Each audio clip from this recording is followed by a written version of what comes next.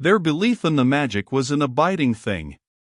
After the morning's incantations, Colin sometimes gave them magic lectures. "I like to do it," he explained, "because when I grow up and make great scientific discoveries I shall be obliged to lecture about them, and so this is practice. I can only give short lectures now because I am very young, and besides Ben Weatherstaff would feel as if he was in church and he would go to sleep." "Best thing about lecturin'," said Ben, "is that a chap can get up and say out he pleases and no other chap can answer him back. I wouldn't be agin lecturin' a bit missile sometimes." But when Colin held forth under his tree, old Ben fixed devouring eyes on him and kept them there. He looked him over with critical affection. It was not so much the lecture which interested him as the legs which looked straighter and stronger each day, the boyish head which held itself up so well, the once sharp chin and hollow cheeks which had filled and rounded out, and the eyes which had begun to hold the light he remembered in another pair. Sometimes when Colin felt Ben's earnest gaze meant that he was much impressed, he wondered what he was reflecting on, and once when he had seemed quite entranced he questioned him. "What are you thinking about, Ben Weatherstaff?" he asked. "I was thinkin'," answered Ben, "as I'd warrant tha's gone up 3 or 4 pound this week. I was lookin' at the calves and the shoulders. I'd like to get thee on a pair o' scales." "It's the magic and Mrs. Sowerby's buns and milk and things," said Colin. "You see, the scientific experiment has succeeded." That morning Dickon was too late to hear the lecture. When he came he was ruddy with running and his funny face looked more twinkling than usual. As they had a good deal of weeding to do after the rains, they fell to work. They always had plenty to do after a warm, deep sinking rain. The moisture which was good for the flowers was also good for the weeds, which thrust up tiny blades of grass and points of leaves which must be pulled up before their roots took too firm hold. Colin was as good at weeding as anyone in these days, and he could lecture while he was doing it. "The magic works best when you work yourself," he said this morning. "You can feel it in your bones and muscles. I am going to read books about bones and muscles, but I am going to write a book about magic. I am making it up now. I keep finding out things." It was not very long after he had said this that he laid down his trowel and stood up on his feet.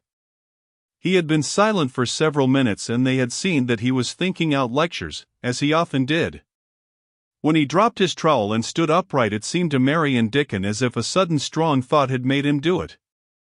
He stretched himself out to his tallest height and he threw out his arms exultantly. Color glowed in his face and his strange eyes widened with joyfulness. All at once he had realized something to the full. "Mary! Dickon," he cried. "Just look at me." They stopped their weeding and looked at him. "Do you remember that first morning you brought me in here?" he demanded. Dickon was looking at him very hard. Being an animal charmer, he could see more things than most people could, and many of them were things he never talked about. He saw some of them now in this boy. "Aye, that we do," he answered. Mary looked hard too, but she said nothing. "Just this minute," said Colin, "all at once I remembered it myself, when I looked at my hand digging with the trowel, and I had to stand up on my feet to see if it was real. And it is real. I'm well. "Aye, that the art," said Dickon. I'm well, said Colin again, and his face went quite red all over.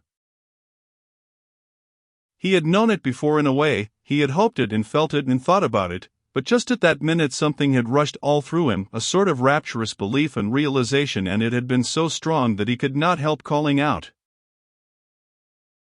"I shall live forever and ever and ever," he cried grandly. "I shall find out thousands and thousands of things.